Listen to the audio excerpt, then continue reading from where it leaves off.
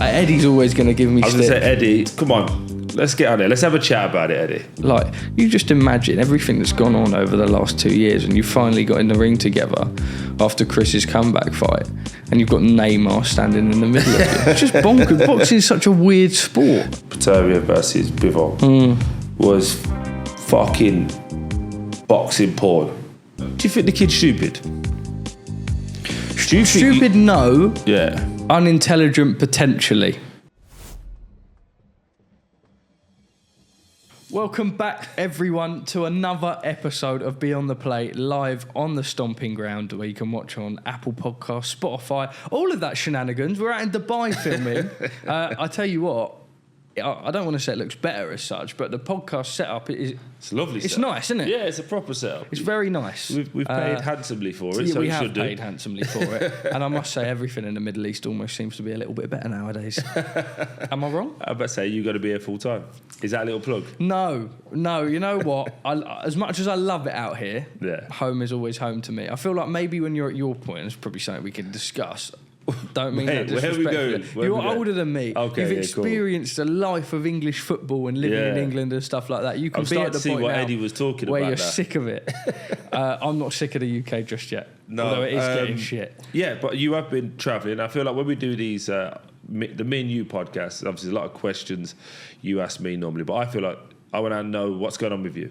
So just been in Saudi again, Beterbiev versus Bivol. Again, in my opinion, I thought that was bit of a poor card, but it could have been a draw. Yeah, I think a draw would have been. Anything else is a bit mad. I still need to rewatch it. I agree. With that is what it is.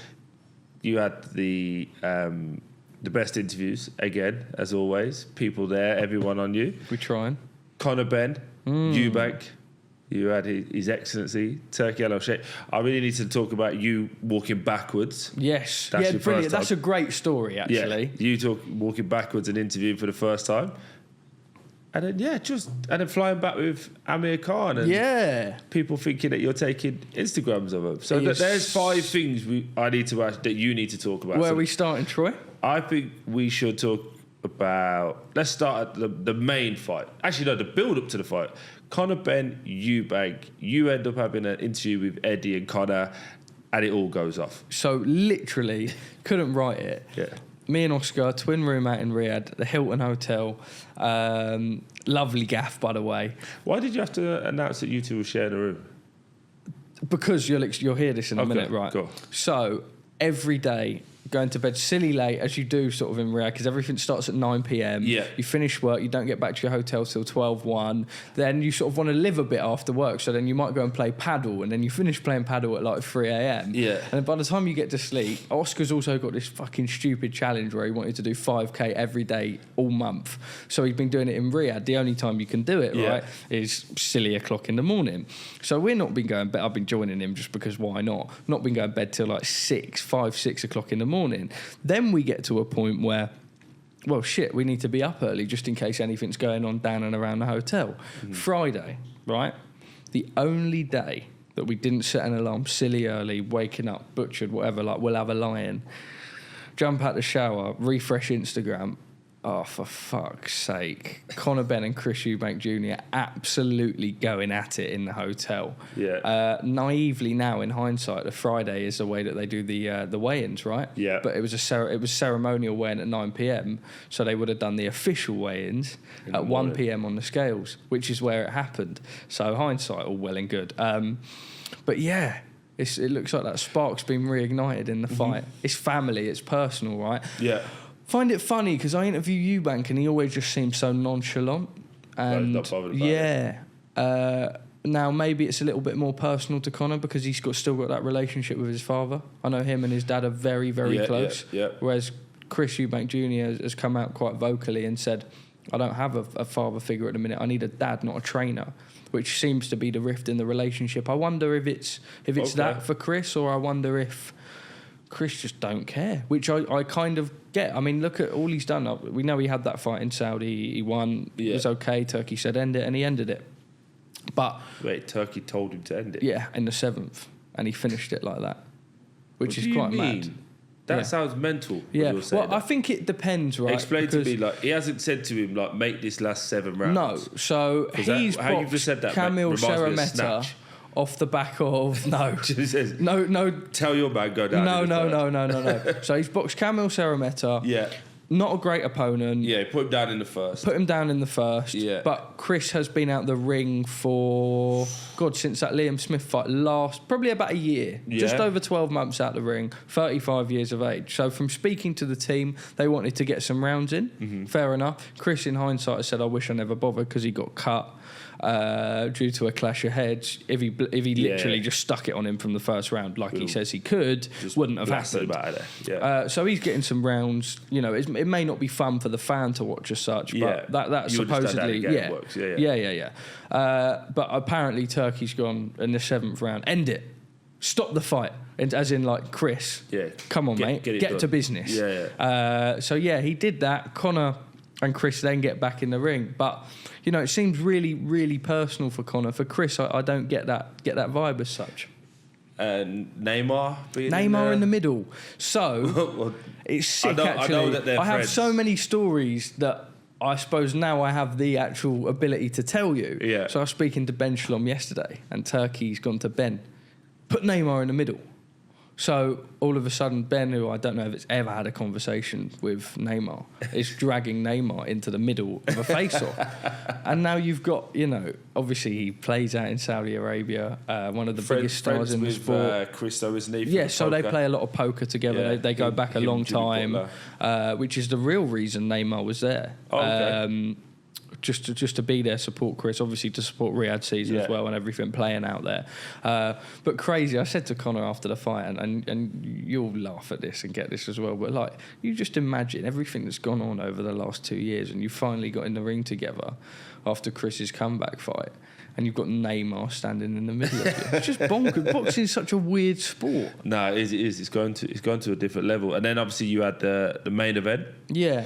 Just before we go on to that, what do you make of the whole Conor Chris thing? Because Conor's my mate, right? I don't really have a relationship with Chris, but and we always talk about you can't take too much criticism from people online as such, but got a lot of stick for sticking it on him straight after he'd weighed in. What's your thoughts on that? And Conor sticking it on him.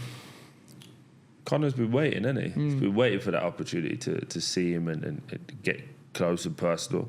Also, I don't know if I'm speaking out of turn here, but I feel like the ban situation should be playing itself out, because a lot of talk now is that they're about a fight in Feb, which is obviously monumental for all of us. And I think he just wants to get to that point. Like, give me a reason to get back in the gym. I know he doesn't leave the gym, but really go hard in the gym and go like, bang, you're getting it. Give me a target to go and get after him. And kind of for the last 2 years has took a lot of heat. Do you know what I mean? He's took a lot of, you know, the way he handled the initial part of the drugs allegations coming out, the way he's been still working, the way he's still been vocal, he's still been kind of he's been Conor in it, he's been front-footed, he's been out there. And then I think Chris has gone the other way, where Chris has kind of lived life and did all these tournaments. He's out in Vegas with Jimmy Butler, Dan Brazarian, is that his name? Brazarian, yeah. And Neymar living it up. But then he like, I don't know, I suppose to the casual, it feels like he comes in and he comes out. Yeah. And I think, which is why I say he's so nonchalant. Like, does he but care obviously for the sport? I know Napa, obviously, who looks after him and great guy and helps him out, and obviously Napa's good people. So when I see all of this happening, and there's a long way around it, but when I see all of this happening, I feel like it's something that they both need at this moment in time. They both need a massive fight. I agree with that. They both that need a marquee victory, whoever wins. And if and when they do get it on, it'll be a fight that we all want to get into. I hope, and this is just my personal, I know the dads are the backstory. I totally get that. I actually hope they leave the dads out of it. I think they probably will. Like maybe Conor's old man will be with him. Yeah, obviously Nigel will be around. But do you know what I mean? Like, you know, like from a purely production point of view, it's going to be the story of the dads. Make it about them. Yeah, let these two guys who are forging their career out to go and do what they need to do. Do you think Chris is taken as seriously by the boxing public. I was going to say as he should, but maybe he shouldn't, because like you say, the whole coming and going thing, and I feel like with Chris's whole career, it's always been what if. What if he stayed active? I'll give another example. He turned down 5 million to fight Hamza Shiraz. Boxing fans are like, what the... Yeah, but Hamza's a tough fight. I agree. Hamza's a real tough fight. But is that not... that's what we're in the sport for, right? Yeah, but that's what you said. What's Chris in the sport for? I agree. So, no one can talk to his motivation and that. He might say, I made 5 million playing poker. I agree. So I totally agree with you, by the way. I'm just glad, of course, you got to throw it out there. I just wondered if it was that obvious for everyone else. Yeah, like for me, when I see Chris, I think he loves training. I think he loves the sport, but he also loves to enjoy himself. And listen, if you are 35 years old with a lot of money in the bank, I would assume, I don't know Chris that well, enjoy your life, man. Life's so miserable. Even if you took every big fight on, one of our other guests took every big fight that's coming out after this, by the way. But he took every big fight, lost some, won some. He's happy with that. Some people don't want that. They want to manage their career and enjoy their life. But to be in a situation like our previous guest had, mate, he's happy. There's not. I said it on the podcast. Not many people are happy. Yeah. To move away from their life and go, fuck, everything was fine. I don't have any regrets. It is what it is. I mean, I won some, I lost some, but I made a lot of dough. Missing kids are happy. Bang, I'm chilling out. That's a bit different. So who do you think wins? Because I feel like this is what we're going to do moving forward. You are going to start putting your... I can't predict fights. Why not? But what I would say... It's just an opinion. No. But I then interview these guys, and but they have like. They get offended by your opinion. That's a worry. Boxing's a little bit like that, and I don't necessarily mean Chris and Connor. Yeah, but there are certainly people that will be like, "Well, you said this as such," and especially for us when we have the relationships and interviewing the guy. What I will say, and this is going to be such a political answer that I have to give 1,000,000 times over. I was going to say the fans win, but that's so cringe, it's so corny. Chris is going to be so much bigger. Yeah. So much bigger. The fight gets made at 160. Yeah. Connor's never fought at 160. Connor was a big welterweight. His last 2 fights were at 154 pounds. Yeah. Both go in the distance. Didn't stop his opponents like he was stopping his opponents at 147 pounds. So it'll be interesting to see the move up to 160. Now, they always say a good big guy will always beat a good little guy. Now, this is slightly different in that... would argue against that. I totally agree with you. But this is also different in that people question Chris's desire. Yeah. It depends if there's a rehydration clause put in as such that makes it more even going into the ring. We know that before, when the fight was provisionally scanned, it was planned. It was at 157 pounds, which was putting Chris through a bit of a nasty weight cut. Yeah. And that Geezer was fighting at 168. You say that though. Talking of nasty weight cuts, you saw the video, didn't you? Yeah. Mate, but I think every fighter's like that, really. Mate, but I know you say that, but that was a big drop. No, I agree with you. That's but it wasn't until I was drop. chatting with Nick Ball at the airport, and he was like, "Bro, we all do that." I know, of course they do. Of course, and UFC fighters do it. The UFC ones are horrible, by the way. But my point is, Chris dropping that weight, that like you personally saw him the day before, and then the day of the weigh. They look like two different people. Yeah. Do you get what I mean? Yeah. So when you say it's a nasty weight cut. No, but 157 would have been even nastier. Yeah, Can you imagine course. he's cutting like that to make 160? Yeah. 3 pounds in boxing is a lot. Lee Yeah, Selby moved up from loads of fighters move up from 126 to 130 because 4 pounds in the space of 24 hours is, I don't know, like an extra X amount of time. Here's a question then. Connor, do you think Connor, because you can answer this because it's not a prediction as such.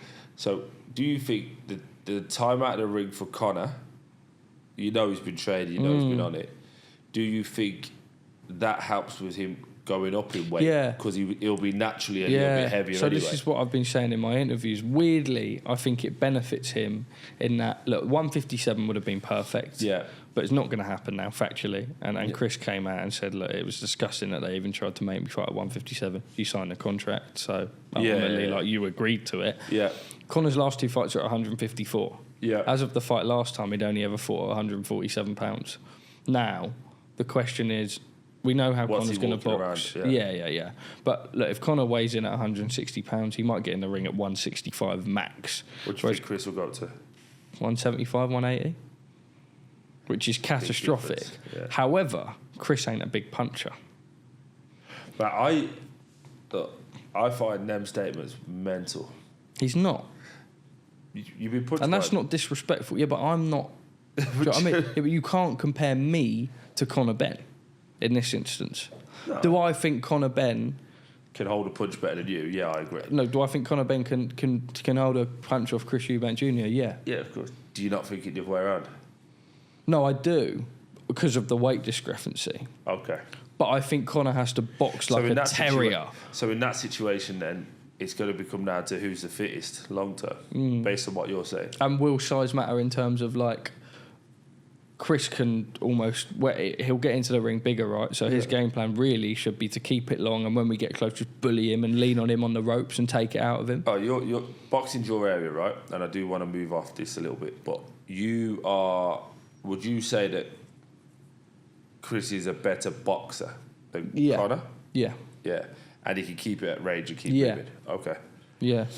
Whereas I think Conor has to go in that fight and just be... And I think he agrees with that as well. Okay. The minute the first bell rings, just relentless on him. But you see Conor on the bag. Yeah. You see Conor... You see Conor in life. That's what I'm saying. Yeah, and he is just a nasty piece of work. You wouldn't want to face him. He's up in your face. He's making things horrible. So that's on Chris to keep it long and not allow him to make it horrible. But I was just curious because obviously off the back of their face-off as such, His Excellency now wants to fight. It's reignited that spark, that fire. Yeah. But you've always got that portion of the boxing public that are like, that never should have happened. Sets of people that'll happen, right? You have a portion of people that don't like you. Mm-hmm. Don't like you. Don't matter. You could give whatever you do. Give 10 grand to their mum, and it still would be enough. Still hate you. Yeah. You get another load of people, your friends, family, whatever, just love you. No matter what you do, you love you. And then somewhere in the middle, you sift through the bullshit, is the truth. And that's what you need to look at. So most people moaning online because they're bored, mate. What I would say, go on, whether you like it or not, it's a big fight for boxing. Big fight for the UK. Big fight for the UK. Do you think that has to happen in the UK? Has to, no. Should do, maybe. Okay. Not should do, because ultimately, who are we to say? I think there's more relevancy and from a personal media. Of course it is. Of course it is. But does that fight sell out Tottenham? No. O2? Yeah. So does 20, although with that being said, depends on Eddie told me that was the fastest ever selling fight at the O2 when it initially was scheduled. Because I know when they were rescheduling it, when they went to reschedule it, they were looking at Tottenham, and I always thought might be a bit of a push. Because 20,000 O2, 60 Spurs, 75 with fans on the ground. Yeah. Yeah, it's a bit sticky. Right, move on from that. Possibly the best technical fight I have seen in the last 10 years. Mm-hmm. Beterbiev versus Bivol was fucking boxing porn for a proper boxing. Yeah, it was. Do you know what I mean? Like, that was a hardcore boxing fan's dream. For most, like my missus tried to watch it with me, and she was like, "I don't get it." Yeah, and I was going, I get people who say that, by the way. Yeah. She was like, "Oh, well, no one knocked each other out." Yeah, but like Dave from down the pub won't appreciate that the way me and you can sit here and appreciate that. How was it ringside? I was really surprised. Right, Beterbiev, nasty, spiteful puncher. Yeah. Before the fight, 20 fights, 20 KOs. Yeah, cuts the ring off tremendously. Now then you go in with Dimitri Bivol, who is. He's gorgeous to watch, probably in my opinion, like pound for pound in terms of like sheer boxing ability and skill. The sweet science, the best. You see the way that he throws combinations, like he throws a 2-1-2 like I've never seen before. The way his feet and hands move. I've got mates who are boxers. I try to ask them to replicate it. They can't do it. No one can box the way Dimitri Bivol does. I thought Dimitri won the fight. Yeah. I didn't score it live, but I probably would have had it about 7-5, 8-4. I felt that from watching the fight and seeing that, I think 8-4 is disgusting, by the way. I don't think you can get an argument for 8-4 Beterbiev at all. But watching the fight, I think Bivol did enough in the early rounds where I think he dictated the pace. I think Arthur was much better. I think Dimitri traded at times. I remember saying to Oscar vividly, he doesn't need to be trading here, because there was also that one punch could have decked him. Yeah. Didn't deck him, but who's going to come off better? He planted his feet. Yeah, who's going to come off better in those sort of exchanges? Obviously, Beterbiev. Yeah. Now, who did I think won the fight? Bivol. I think for the most part he boxed exactly how he should. Long, skipping around the ring, which is why people might not like it as such. But he was never going to go toe to toe with him. That age-old question: what do we do about scorecards? Although I think off the back of the fight, people are watching it back and they can see it. I think a draw is fair. By the way, I had. So I'll just give you my opinion. I had at 10. I had him 3 rounds. Like who? Bivol. I thought. As long as he doesn't get put on his arse in any of these, he's won the fight. And then obviously I thought Beterbiev took 11 and 12. Yeah. So I had it 1 round to Bivol. 7-5, which I think's fine. But again, you can... That's what I'm saying. You can make an argument for a draw. Yeah. A draw, you would have been like, but I can kind of get it. But when the swing was the other way, I was like, what is it that you're seeing?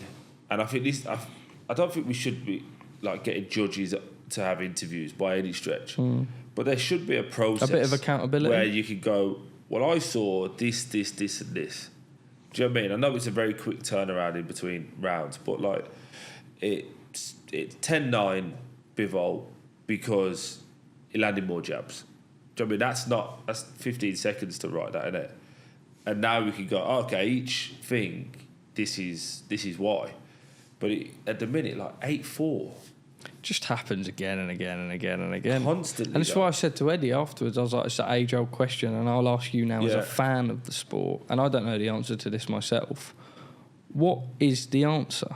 Because appeals get launched and appeals are never overturned. Yeah, never. Ever.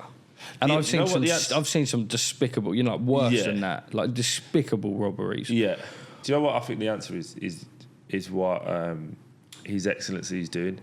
Literally, you interview him after, and it's all TLC and lovely to the next part, but just went, do it again. They're going to do it again. And that's the beauty of it. It's not, we're going to have this long, arduous, drawn-out moment where he argues with him, and then he goes and has this fight, and he goes and has this fight, and then 5 fights later, they come back and do it. And it's not the same. Exactly. And he's just like, just do it again. But just on that, I must admit, I was proud of you. There was a little moment when I was like, you've managed to get His Excellency not only interviewing and walking, you've got him holding the stomping ground. You've got it in the video. You've gone backwards down steps, not missed a step. Proudest interview yet? Yeah, I mean, in terms of seizing the moment, I think probably the best one. I mean, how does that conversation happen? So do you just go? No, so we have where we've got our deal with DAZN. Yeah, we've got our broadcaster credentials, which basically gets you anywhere. Yeah, I enjoyed that one. So you sort of chance it a little bit in and around the fight, and luckily, from working on the events time and time again, a lot of the close protection officers around ringside will have seen you all throughout fight. Would have seen someone like HE shake your hand and know that you're not going to go over and cause trouble or something like that as such. So I've made my way to ringside. I've seen Spencer Brown. And I've asked to interview Spencer Brown about 30 seconds into the interview, and HE is there, and I've gone, Spencer, I'm sorry, mate, I need to take this opportunity. Now, I'm very lucky. I've just realised who HE is. Sorry, His Excellency. Yeah, sorry, yeah. So much easisia than saying His Excellency. Yeah, people say that though. Sorry, I should explain. At the point, like, is that like a YouTuber? Yeah. Sorry. Apologies. I don't know why. I always feel a bit disrespectful just going Turkey as such. Yeah. And I've seen him and I've gone, Spencer, look, can I just take my opportunity here? He's like, yeah, no worries. And I ended up interviewing Spencer afterwards. That Spencer and Buster Spencer Brown with Buster. Crazy, by the way, just mental. And I've seen His Excellency Turki Alalshikh speaking to Buster Rhymes. I'm literally stood next to them. And I know he's leaving. After every fight he leaves. And I'm lucky. As soon as it's done. Yeah, maybe do an interview in the ring for DAZN. This time he didn't. Just got out the minute the fights had finished. I think he'd been in the ring with Arthur and Dimitri. And I've saw my opportunity and I've taken it. And we've got an okay relationship. You know, we speak back and forth. He follows me on Instagram. It's quite cool. Privileged to be in that position. To follow on Instagram is sick, by the way. What? Really cool. Probably my favourite so far. And I've gone, can we do an interview? And he was like, yeah, cool. And it became very apparent he didn't just want to stand there and do it. Let's do a walk and talk. So I've started the interview, and I didn't even realise until I watched it back that I've asked him to hold the mic in the interview. Usually I'd do that to someone before it starts, but it's so off the cuff. I know I've got 2 minutes to do it. And it was just nuts. I mean, the only way I can describe it is like when this man walks, I can just imagine, I can only do like a UK perspective, right? Yeah. His Excellency Turki Alalshikh walks through and everyone goes like that. Yeah, do you know what I mean? Sea just parts. Yeah. And it was incredible. And I had Ali, shout out Ali, what a superstar, looks after Turkey. Yeah. And he sort of held me, and he's like escorting Turkey, but also me with the entourage, obviously, and taking me back through and sort of holding me at either side. I'm so walking just giving backwards. You a little pause to let you know that you're there. And then there's stairs that I'm going down, and it produced just the best reaction ever. Yeah. But what I just find so incredible about the whole thing, whether you like him or not, this man's been in a sport a year. And he is doing bigger numbers. What's not to like about him? I agree with you. I don't. I agree. I don't but know this is where we go about back to that sort of whole age-old, like, oh, people will always have something to moan about. I think what he's done for the sport has been absolutely tremendous. He's not said anything derogatory. He's not done anything but nasty. People like to moan, right? Yeah.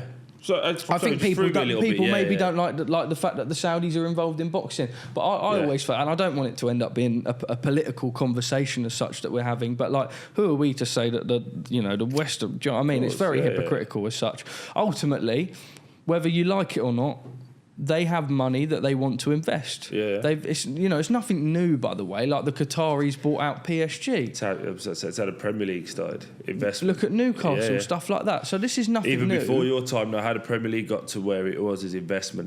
Precisely. Yeah. And it's just something new. Mm-hmm. Now the man's making the fights happen, but doing that and walking backwards down steps, which is, you don't even think about it at the time. You just think this is so normal. It would have been nothing normal about it at all. It would have been. It would have been brilliant. It would have been good and bad. Yeah. Because he probably just would have walked off, probably with my microphone, and I'm like, oh shit, I just ordered them Stomping Ground mic covers. We can imagine the camera, but frame moment. The title, like Parsons falls over mid His Excellency interview, but just the way that we managed to pull it off. No, it was good. Walking backwards out the venue. The best part of it, sorry to talk to you, was him at the end say goodbye. So funny. It was like the most polite. Fucking do one I've ever seen. But I love it. How sick is that? Like he knows we've got the rapport. He was ready to leave the venue. I'm asking him a question and he goes, I've spoke to you loads, goodbye. And I've gone, Turkey, you're a legend. But Thank you so much. He didn't even come across nasty. It wasn't rude or nothing. It was sick. Brilliant. It was just like, I've had my time speaking to you. I've given you what you want, which he did. Talking about having time, you and Edward had a lot of time together. My name got brought up. What we're saying. I'm disappointed you didn't defend me. I didn't think it was. I thought he was more digging at me, as Eddie always digs at me. But you could have just went like. Yeah, but I didn't know what to say in that moment. Troy's here for me. We're doing but it together. I wanted to say that. Of course, I wanted to say, because then he'd go, "Yeah, get fucked, mate." Do you know what I mean? Oh, you bitch! You got bitched by Eddie again, didn't you? The game is the game. Domino's are texting me. Do they not know that I'm in Riyadh, not Siren says I'm not even in Riyadh. I'm in Dubai. No, I know. Yeah. Eddie's always going to give me stick. I was going to say, Eddie... We need to get him on the pod, mate. Can this be the message? Because he fucking probably listened to you. Eddie doesn't listen to anyone. No, he doesn't. Eddie is the governor. Yeah, he is the governor. But no, Ed, come on. Let's get on there. Let's have a chat about it, Eddie. Because I feel there's a lot going on. Parsons loves you. I've got a lot of respect for you. I think you've got a little bit of respect for me. I think I've heard. No, he definitely does. But I don't want to assume. Let me Eddie. No, he talking. said to me. And then we will... We'll have a good chat. Edward, come on the fucking podcast, geez. We don't want to know about all this shit that he gets you doing. We actually want to know some interesting stuff. I'll make it a good conversation. And then I probably will stick some fucking boring shit that Troy don't want to deal with as well. Do you know what I mean? We'll get you on, Eddie. We'll do it properly, mate. As you can see, we're building this properly, and it'll be done properly, won't it? It will. Yeah, it'll be. I reckon that'll do numbers. Oh, silly numbers. Yeah. But that's Ask Eddie what his fee is. I know he's not short of a pound note, but he does love a pound note. Yeah. No, don't give him the idea, because I was hoping to get him on for free. Let me ask you some things. Please. Footballing world. Yes, sir. I love speaking boxing to you because you are a real fan, but it's funny because whenever I look at the analytics on a video, it just spikes massively whenever you talk about football. Obviously. I mean, imagine my shock. Ex-footballer who is a pundit talks about football, people want to listen. Well, I appreciate people. England over the international break. Yeah. Interesting. Yeah. Obviously, I like Lee Carsley, personally, and for what he's doing with England. I hate... You know, when you talk about boxing, everyone's got a problem. Fucking England fans, we are the best, worst fans in the world. We all get too hyped over shitty wins, and we get too low over shitty losses. Totally agree. And I was just saying to you before we started, we had 8 years of Gareth Southgate, who I told you I thought he did a good job. And if you remember, you were very emotional, and you were like, no, we should have won the final, we should have done this. We had 8 years of that, and everyone was going, it's too safe, too boring, too passive. I disagree, but I can understand why a fan would think that. Yeah, of course. Then you get somebody in Lee Carsley who's won the 2 games comfortably, goes, I'm going to try something, yeah? Got Harry Kane out, got a few injuries. I'm going to try something different. Really attacking. It doesn't work. We lose the game. Get rid of him. He don't know what he's doing. Too many changes. How can you not do it? Sports fans are fickle. I get that, but... use your brain a tad. No, I actually agree. A tad. Like, we have done year upon year, and the bit that really pisses me off is we keep going, we've got a generation of talented players, and they should do it. When have we had a bad England team? We've always had good teams. No, this is we've always true. had good players. We've always had great generations, and midfielders and this, that, and the other. There was a time in mid-90s, early 2000s, where Andy Cole, Ricky Fowler, that's a golfer, Robbie Fowler, weren't even getting in the England team, weren't even getting called up. Imagine them two now, they'll be playing every week. So we can't be in a position where, oh my God, it's so hard and this, that, and the other. We have to have a plan B, we have to have a plan A first. I personally think we should have a team like England. When you play for England, we play like this, whether it be 4-4-2, 4-3-3, 5-3-2, however you want to do. But this is the way that England plays. Stick to it, and that's what we're going to do. And then the players can mould into that. At the moment, we're still going back in time, trying to get as many of our big name players in a team and shoehorn them in. It doesn't work. It just doesn't work. It's also funny you say that, because people will talk about off the back of the Euros, and this is something you mentioned to me, and the more I watch England, the more I realise how right you are, as much as it pains me to say it. You know, it's all well and good saying that team was the golden generation and that was our opportunity, but we've been saying that for fucking years. I mean, you look at the you know, some of the teams that we fielded, 2008? Mate, the teams all the time are a joke. Even if you go back to 96, they're all... The only problem we've got is our expectation is that we see these players week in, week out in the Premier League, so you have a better opinion. Similarly with our other guest, you know what, fuck it, I'll just say it on here. Amir Khan, Cal Brook. Amir goes to America, you don't see him, so out of sight, out of mind. You see Cal Brook, he's here, he's on Sky, he's at all the shows. Cal Brook must be better than Amir Khan. We do that now. We go, all these players are in the Prem. Look how good Cole Palmer is. Look how good this person is. Do you think Spain have got Cole Palmers? Do you think France have got Cole Palmer? Like, just because we don't sit and watch them, Germans, whoever you want to go through, people have these talents as well, but they also have a system and a style of play that works. And that's where I think we fall short. So Lee Carsley's comments have gone pretty viral, it would be safe to say. You like that word? That's your word. I suppose I can only judge things, right? Being in this space as to how many clicks and hits they do. And the biggest talking point for me is that he's come out and said he well expects to go back to the under-21s. Yeah. Now, to me, is that not like a negative attitude? When I heard that, I was like, oh, that's a bit strange. So I re-listened to the whole interview. And what he does, and this is part of the problem being in the media, right? Is where you clip up one sentence. Because he actually said those 4 words, 5 words, you can put that as a headline because he did actually say that. But actually, if you listen to the whole thing, he just read the mandate. The mandate was you were going to do these 6 games and hopefully you'll go back to the 21s. That's literally what he says. He didn't say, I hope I get the 21s job. Like, you've got the 21s job. He's also said he was very comfortable when he had the 21s job. They were winning. Of course he's going to be comfortable. He also said, when I won the first 2 games, I didn't turn around and say, I want the job, give me the job. So he's actually getting punished for not doing anything. But this is what we do, especially with England managers. We want you to say something, nail your bollocks to the cross, and then when you fall short, we can go, but you said you were going to do that. And because he's playing it, and listen, I hope Lee doesn't mind me saying this, he's not a great talker. He's not. He's a great coach.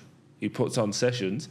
I had an argument with someone the other day, right, who said the England manager should not be putting cones up. Like, why not? I don't know. Apparently that's how it should look. What, they're bigger than that? Apparently so, yeah. Above that? But, you know what, should he stand on the side of the pitch with a suit and an umbrella? Because that didn't work out well last time. Do you remember? So it's like... Bang on. What do you want? We want everything. Yeah, basically, we just want to win. Yeah. Ultimately, you will agree with anything anyone does as long as the victory comes. Yeah. What I find... What do you slightly think about strange. it from a neutral point of view? I feel a bit... Are you excited about this England team? Yes and no. Okay. No, because what I'll be brutally honest with, right? We're all well and good criticising Lee Carsley now. Yeah. No one gives a shit about these matches. Like, ultimately, right, the Nations League's been introduced to try and spark a bit of excitement into international breaks, right? They do matter, though. They do count. Just to get into World Cup. Of course. And ratings and coefficients and stuff like that. But as a fan, no one looks forward. Like right now, you've got the Premier League and then you think, there's an international break, Nations League. England are playing what? Finland and Greece. Oh, great. Do you know what I mean? That's how people think. Yeah. They don't care about the Nations League. Fans don't care about the Nations League. Yeah. So... Look, the players will, ultimately, but how many times have we criticised Gareth Southgate over the years? Didn't we lose like 3-0 to Hungary in the Nations League? And then we end up going to the final with the Euros. So they're not comparable. What Lee Carsley is doing now with England has no weight on, say he was in the job for the World Cup. I don't think they have any, like, it's proven before that sort of what goes on here. I mean, look at the game that we played before the Euros. Was it against Iceland? Yes. Where we got beat 1-0 at Wembley. Yeah. And it was the biggest sack of shit ever. Yeah. And then we go on to go to the final. So that's why I find international football very hard to judge. Yes. Because unless it's done in a big tournament where it matters, ultimately people don't seem to care too much. So I feel a little bit for Lee Carsley. I don't like the comments saying, look, I'm going to go back to the under-21s, because it's almost think, well, if you've got no intent of being there long term anyway. I know they say interim, but you always expect your interim manager. Yeah, almost like Ole at United, Gareth at England flip before. It on its head, right? He wins the first 2 games, comes out after, he goes, I'm the man for the job. Give me the job. The first thing, not only us, but any media outlet goes, you've never managed before. You've never managed a club team. Why would you do that? Oh, look how arrogant he is. Look how big time he is. So people are going to say something regardless of what you say. So he's just being himself. The scrutiny that you have as an England manager is more than... I wouldn't wish that on. The biggest brightest light ever. I just think he's doing a good job. Look, he's 4 games in. He's won 3, lost 1.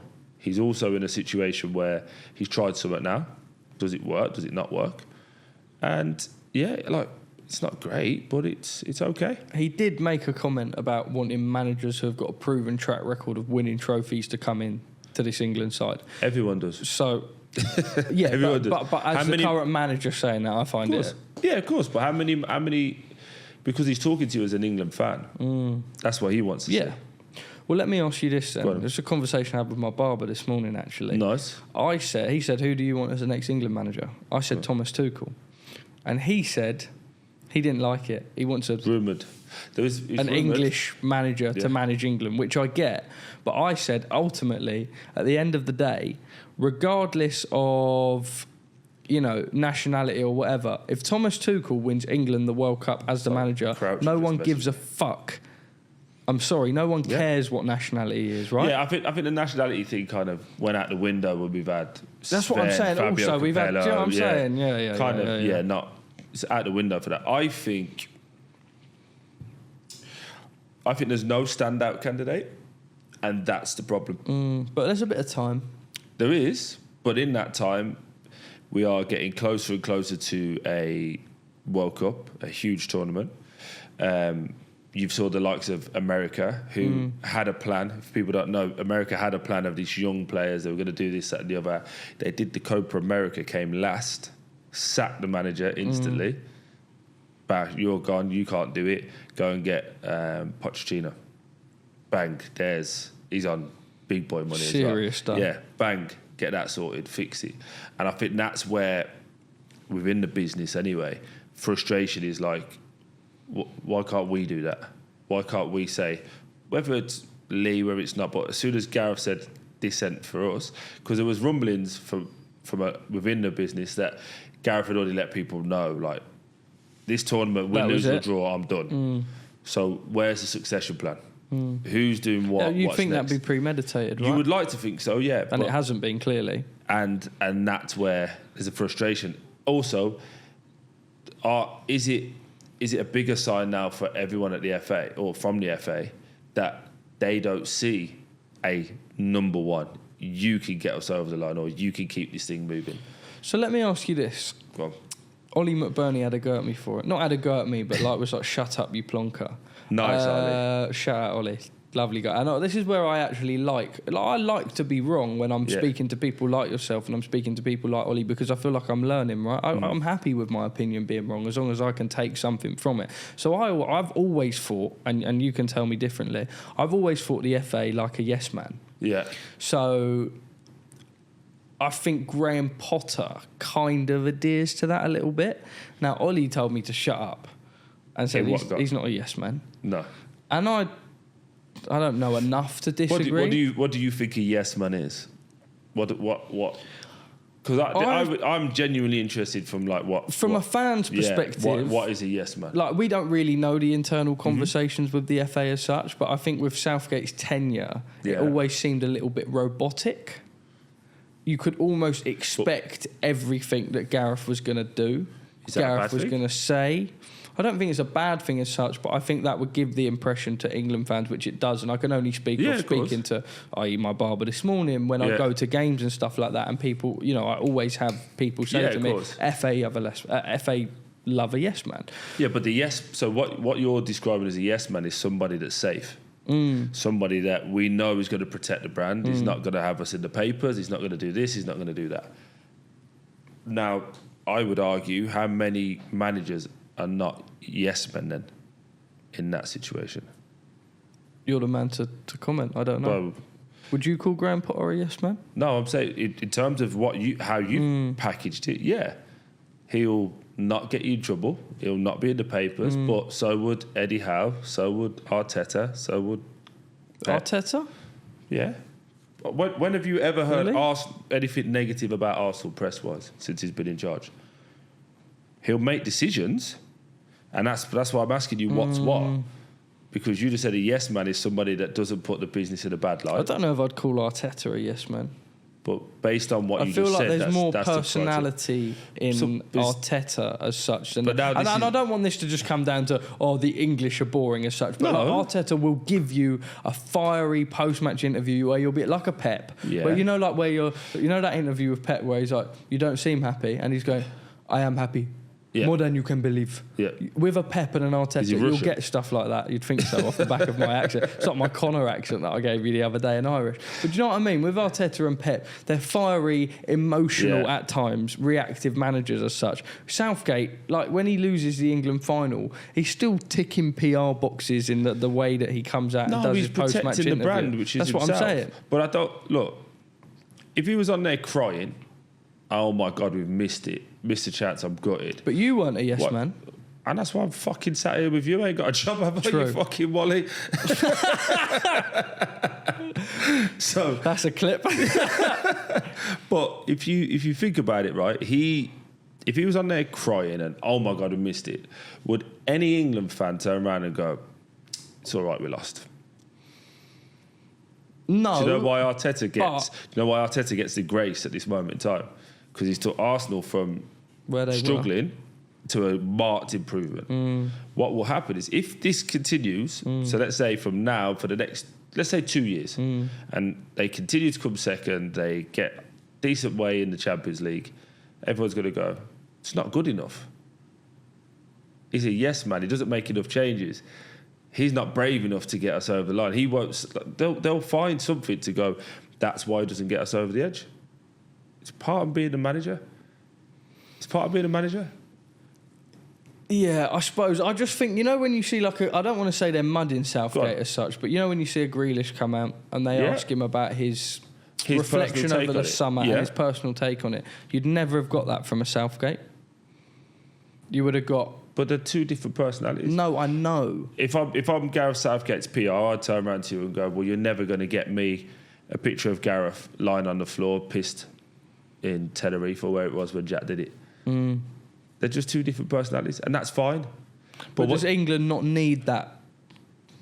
Maybe I don't want to say nasty, but a bit more of a ruthless, careless. Listen, if I knew what England needed, I want shit to happen. If I knew, and I'll fucking make it If I knew happen. what England needed, I'd be getting paid a lot more money than I am to do that. I think there's no right way to do it. The only way you can ever do it is go bang. That's how we win. If you're asking me what I would have liked to see, if I was to pick a manager that I want to see, Jurgen Klopp.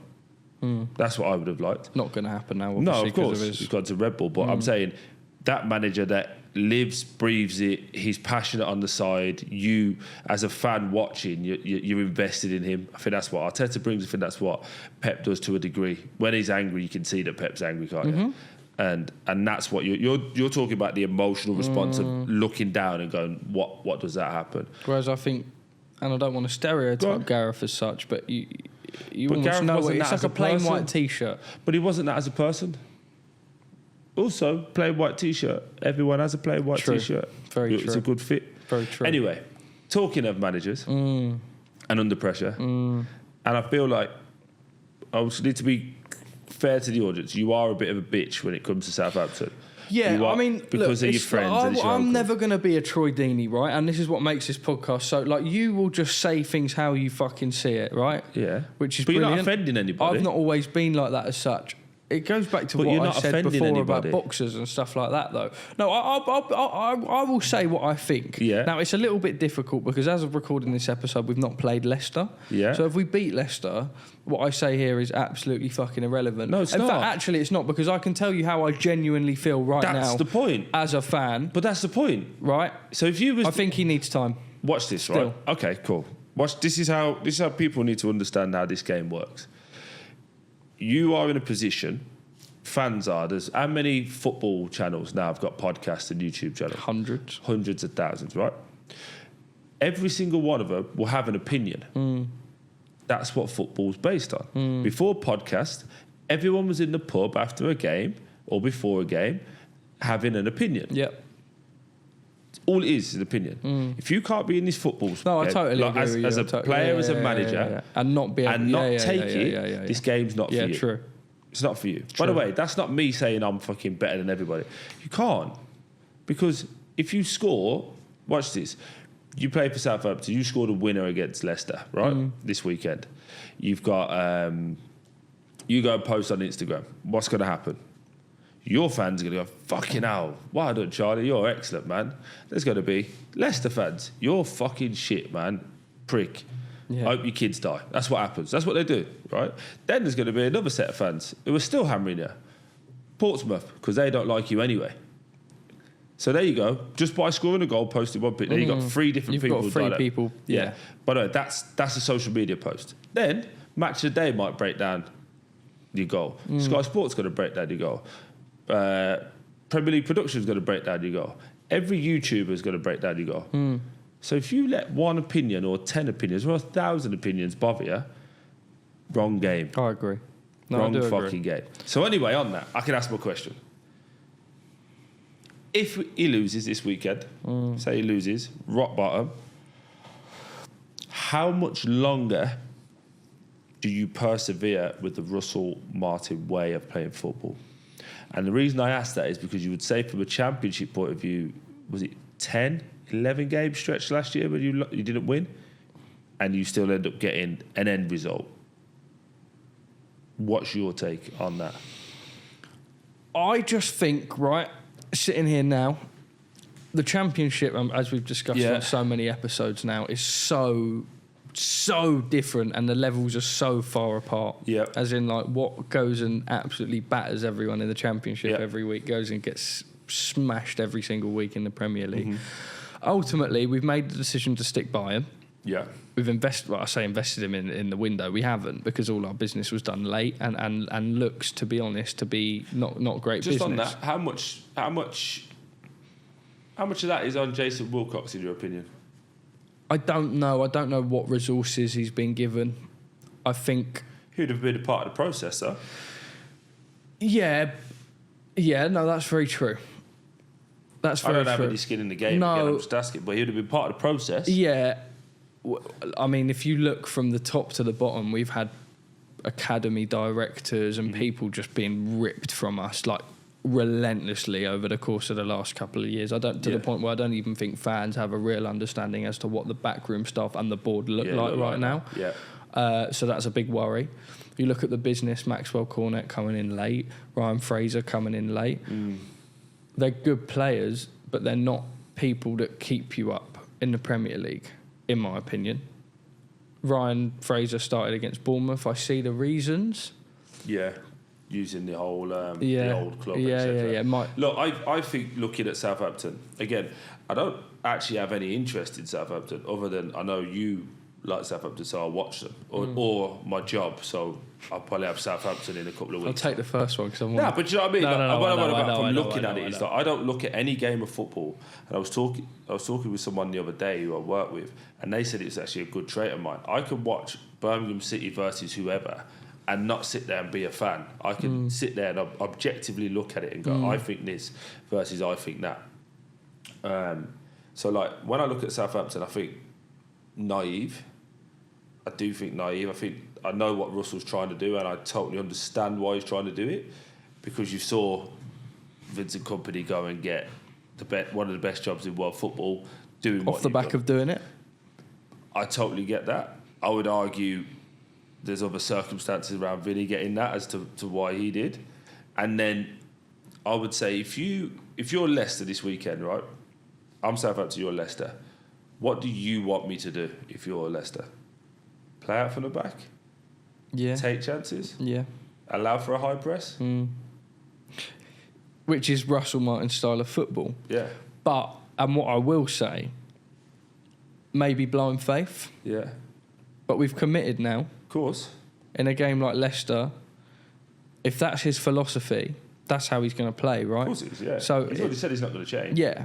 So, fair enough. Is it fair enough? Will it be seen as foolish or whatever? I mean, we had the whole, conversation last week about woke football as such. Yeah. You know, your Sean Dyche football compared to your Russell Martin type football. I think we were saying before the recording starts, who on earth do we get instead that's going to keep us up? Ultimately, I don't think anyone. If I'm being true, you think there's a manager out there that's willing to take the job that keeps Southampton up? I think there's a manager out there that can get the best out of Southampton players and keep us up. Yeah, I think there's a manager out there that can take Man United further than where they are at the moment. Look at Brighton. How did Brighton keep changing their manager, whether they get purchased or they decide to move on, and get a good manager every single time? What's the board like, though? Has that changed much? Planning? No. That's what I mean. Our board's fucking... Well, their board has changed enough. Dan Ashworth has gone to Newcastle, then gone to Man United. But the planning, there's a succession plan for every single person. People think recruitment is solely about what players next, what coaches next, what director of football's next. What about this academy guy who's doing really well? And we know we're churning out players, so there's a chance that Man City might come in and get him, or Arsenal, whoever. Who's next? Succession plans. Good businesses do that. What I don't like about Russell Martin now is I feel like he's already on, not last chance saloon as such, but we started the season and it was quite evident as to how we wanted to play. Yeah. As in, you sort of had an idea as at the start of the season, the starting 11 that he'd filled. Yeah. Now, every game we've lost, every time that starting 11's changed. So it's all well and good saying you'll stick by how you play. Then you come out in an interview and say, oh, well, you know, maybe I've got to rely on the lads more from last season. Well, hold up a second. A week ago, you said you need new talent, Premier League players as such, which I still don't think we have. So I'll use an example. Paul Anachu. Yeah. Right? 6'7", 6'8". There's always this figure that comes out, and I think you always have to take it a pinch of salt. Europe's top 10 leagues. I mean, the minute you go out the top 5 leagues, the discrepancy is absolutely monumental. But his goal-scoring record speaks for itself. Now, one thing is fact. He doesn't really suit Russell Martin football. He's a 6'8" striker that you swing it in the box for, and he either gets his head on it or he takes his opportunity and shoots. Yeah, absolutely. But doesn't really suit that style of football. We're so used to having players sort of coming deep as such and playing it off and stuff like that, being a bit more creative on the ball. You ain't going to get that with him, right? Which is why he wasn't in his plans, and which is why they desperately tried to offload him in the summer transfer window. We didn't offload him, and now it's come to this point in the season, and all of a sudden he's coming on, made a brilliant cameo off the bench. All of a sudden, Tall Paul's dropping the shoulder. Tall Paul, I like it. Little step overs and everything, right? And looks like he could be a bit of a handful. But I don't like that we're in that position where we've gone and signed Ben Barrett and Diaz. We've gone and signed Cameron Archer, who had a fantastic goal against Arsenal, by the way, and I hope his moment comes. And maybe that's it.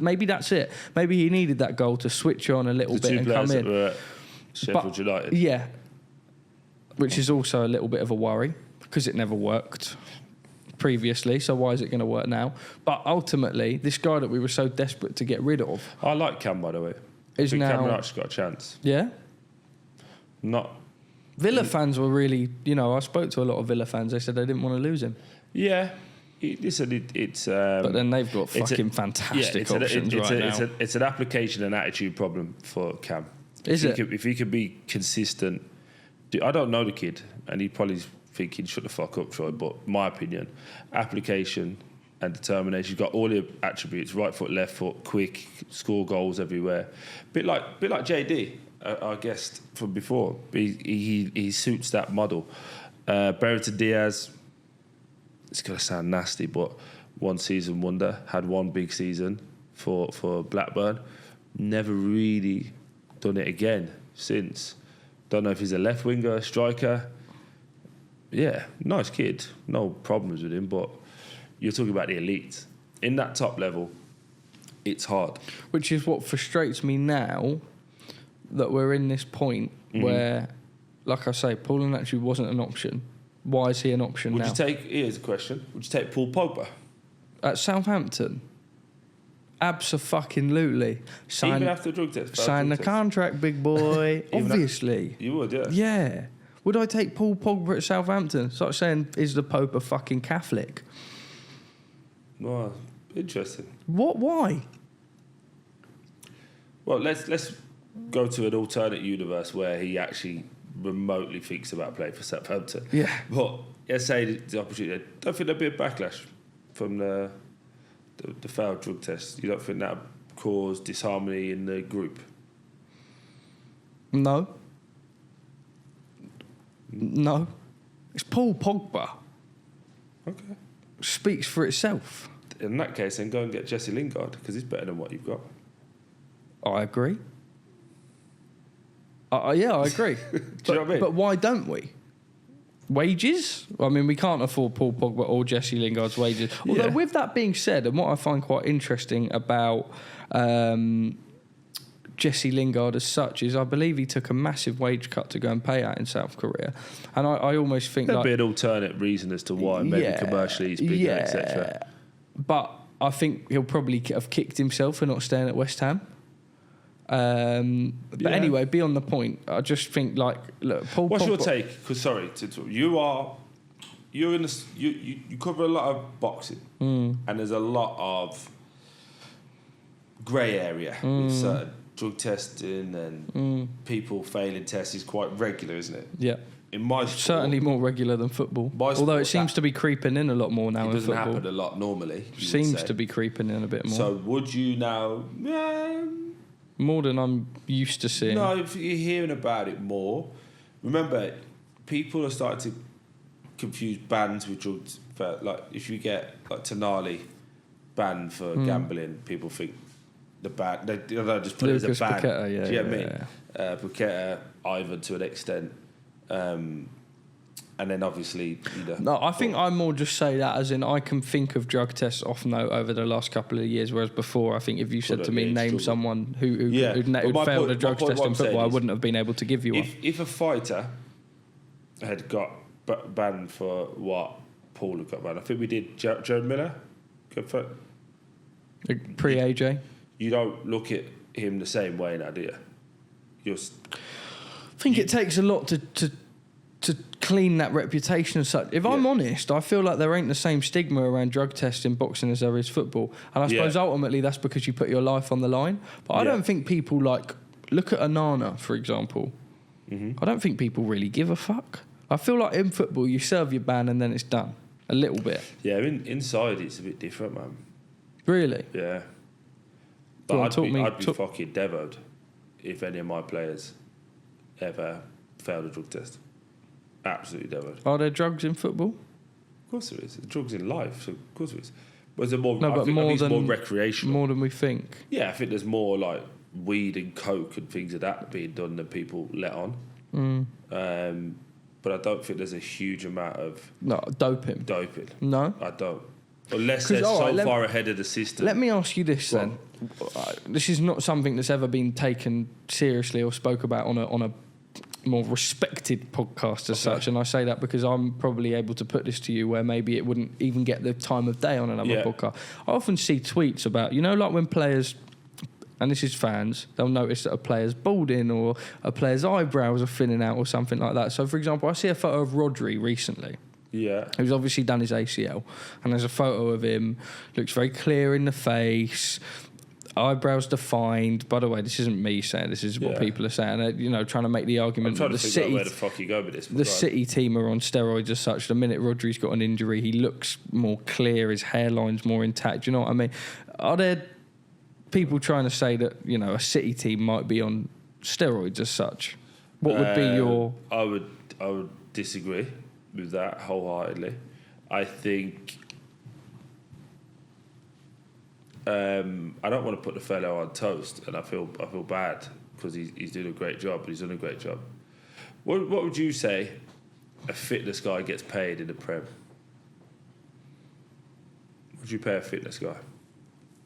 What, like backroom staff? Yeah. Head fitness guy. Probably not as much as people think. It's nowhere near as much as people think. But what would you say? 100, 200 grand a year? Yeah. Yeah. Roughly in that ballpark. At best, 350. Mm-hmm. City pay $1 million with bonos. So if you're paying someone £1 million, you shit out of what you do, don't you? You're the best. Then you've got the best chefs. Then you've got the best training ground, and you travel. I agree with you, by the way. So no, but I'm saying, and then by the way, they've got the spending power to buy what? The best. So all these best practices, and these people are the best. Oh, by the way, your manager's the best and has come up with a style of play that now revolutionises football. 2-year-olds are trying to practice. Yeah. Do you know what I mean? And Sunday League and parks that are bouncing everywhere. Kids playing out the back in America that are 7 years old. There you go. So you got the guy who made it and knows it, with the best players, with the best staff, with the best chefs, with the best food and the best facilities, and go, they must be on steroids. It's right in front of your face. They're the best. By the way, Real Madrid are the best. That's why they do it. So when Real Madrid beat Man City, did they beat them by passing the ball around, or were they just better athletes on the day? Because they had to cover a lot of distance, didn't they? Man City, if you remember the second leg of the Champions League, not Man City, Real Madrid the second leg of the semi-final, sorry. They went with no striker, ran around, 7-year-old Luka Modric on, who still ran around, by the way, kept the ball and did his thing. No one was questioning whether City were on steroids then. Yeah, true. It's the same shit. Let me just quickly, because I know we're conscious of time, I've got 2 more things. Just back on the Paul Pogba topic. Yes, sir. What do you think? Don't like it. And I like Paul. Got his shirt in the house. Like Paul. Played against him a few times. Nice kid. Don't have any reason to dislike him. But like I said to Amir, there's something in me that I don't see why you would cheat. And especially in football. Because the argument with him is while he was recovering, he took something which was helping his recovery. Enhance the recovery. But I don't like that either because I've been injured, tore my Achilles. And you've had to fucking sit it out. Yeah, it's took 8 months to get right. I've never been right since. I've done my knee. Took me 4 months, and I've had to go into a full season with no pre-season. Like, come on, bro. Do you know what I mean? You know what you're putting in your body, and we get told this 3 times a year. And it's a bit that pisses me off, and I'm going to get a little bit animated here, but it does piss me off. We get told 3 times a year. We have genuine meetings: start of the season, middle of the season, end of the season. These are what you can and can't do. In every room, canteen, physio room, your changing room, on the wall. Do's and don'ts, club do's and don'ts, FA do's and don'ts, UEFA do's and don'ts. You can't have a lemsip, bro. Paddy Kenny got done for having lemsip. So what makes you think anything you would have to eject or ingest is going to be less than a lemsip? Do you get what I mean? Totally get what you're saying. It's fucking mental. And it if pisses me you off. know as a footballer that is the standard to adhere to, i.e. like lemsip, something that you can buy over the counter. Bro, I've been at Watford, right? We was in the Prem. I'll never forget this. They must have ordered, the club must have ordered like a batch of drinks, protein shakes, little things. But one of the interns who just ordered it off like Amazon or from Asda. Like, we can't drink them. No. Because they've not been batch tested. Everything's got to be, yeah. Do you get what I mean? So, like, the kid didn't know any different. Obviously, they just threw them out. There you go, have them again. But you're in a situation, like, that's how scrutinised it is at Watford. Not Man United, not Juve, not France, at Watford. So, you half know what you're doing. Especially if you're competing. And if I saw Paul, I'd say the same thing. I had the conversation with American, I'd say the same thing. I just don't see why, because you're so fucking good anyway. Why do you need that edge? And that's the only bit. Rant over. Lastly from me, as we are pressed for time, we're wrapping up. Are the media using Cole Palmer's quote-unquote unintelligence to sort of get to be a bit nasty as such? I'll give you an example. Clip's gone viral yesterday of someone at ITV giving Cole Palmer a date. And they go, "Are you any good at dates?" And Cole Palmer, like in his sort of blasé way of reply, just, "What do you mean?" So then they've now clickbaited it and gone, "Oh, Cole Palmer thought that he was getting asked about his relationship advice." Now it's a bit of a vague question. Yeah, date could have meant anything. Yeah, and they also were could talking, it be like, "Do you remember this date?" They were talking about day? the day he made his England debut, but it's a bit vogue. Of course it is. Yeah. You're not really on Vague. Sorry, yeah, Vogue. Shout out the magazine. No, you're not really on social media, so you won't know as such. But like, oh my god, mate! Like all my mates are going like chippy chips. What? Like he's just turned into this meme as such from all of his. What is right? Do you think the kid's stupid? Stupid? No. Yeah. Unintelligent potentially. How many footballers do you think are intelligent? Actually, I was having this conversation with my mum. Because like I remember you growing and your mum up, have different conversations to me and my mum. Yeah, well, me and my mum love sport. And you saying our Emma doesn't? I don't know our Emma. Shout out our Emma. But just quickly on that topic, you know, I sort of growing up almost like maybe the stereotype of football being an unintelligent man's job. I totally disagree. Through my friends in football as such, and speaking to you, you're obviously very fucking articulate, and you wouldn't be where you are if it weren't for being dumb as such. I just think, just to answer your question and to wrap it up quickly, Cole Palmer's not stupid. He plays on it. He knows. Do you think? Of course he does. You really think so? Of course he does. He ain't stupid. Really? He's also not arsed in the No, slides. he's the most nonchalant guy that doesn't care. So do you really think he plays on it? Of course he does. I don't know. What benefit would it have for him to come out and try and be smart? No, I don't think he needs to try and be smart as such. But do you not think there's enough from what we've seen that maybe suggests that absolutely immaculate footballer, probably a great human being as well, but maybe just not the brightest spark in the box? Don't think so at all. I think he's a fair enough kid, and I just don't think he's arsed. I think all he cares about is football. And I'm sure if he actually wanted to, we ever got an opportunity to interview him, I'm pretty sure he could pull out a little portfolio that would suggest he's a bit different and he knows what he's doing and he's got a few quid put away and he's smart enough to look after his money. So I just think we just live in a world now, mate, where everyone wants to jump on you. Just jump on you. But the kid, how old is he? 20? 21? Is your age? About my age, yeah. About your age, he's doing better than most people. Totally agree with you. So on that lovely note, leave the boy Palmer alone. Cole Palmer, he's in the fantasy team. He's captain now. Took it off Haaland for the big dog at the weekend. Let's get to it. Let's get to it, indeed. Yeah. Lads, another episode. Lads and ladesses, I suppose. Can't be gender conforming out here to the Beyond the Play podcast, although the majority of viewership is male. Okay. Analytics, we saw that. Analytics, very important. Make sure to like, subscribe, follow, share, retweet, favourite. All of that shenanigans. You always look so confused when I say it. That has been another episode with the main man, Troy Deeney. Happy days.